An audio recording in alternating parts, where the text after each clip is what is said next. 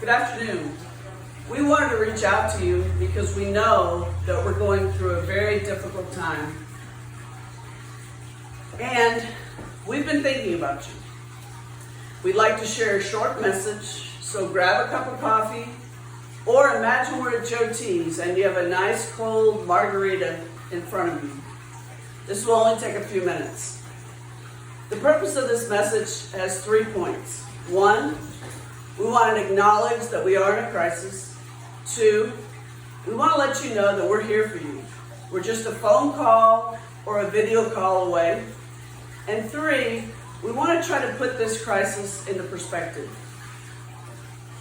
It is certainly tough to see our markets decline and the value of our accounts decline.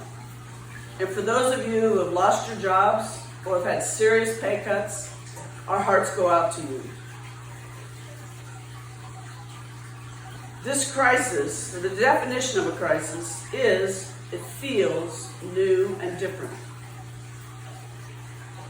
It is a disruption to our normal lives. Our current situation certainly feels new and different, and it has affected some of us more than others. We want you to remember back to 9/11, a horrific event, the worst event in U.S. history in modern times. We had a huge loss of life because of that event. Capital markets were greatly affected, and our stock market was actually closed for several days. However, with patience and time, our markets recovered. For those who remain committed, they saw their account values go back up. Now, we recognize that this event is a much larger scale than 9/11. I want to share a few numbers with you, and I think it would help if you grab a sticky note or a piece of paper and just jot these numbers down. The Dow Jones Industrial Average in 2001, right around 9/11, was valued at 12,837. The Dow hit its high this last January 2020 at a little over 28,000. In fact, it was 28,340 was its high. In recent days, the Dow, April of 2020, hit 21,206. Now, on that same scratched piece of paper, I want you to think how far back in time you'd have to go to see the Dow at that same 21,000 that it's hovering around today. We were actually surprised.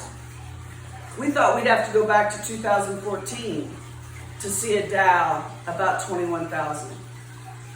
And it was June of 2017, just 3 short years ago, where the Dow was hovering right around 21,000, what it is today. Now I'd like you to imagine for a moment that it's January of 2020.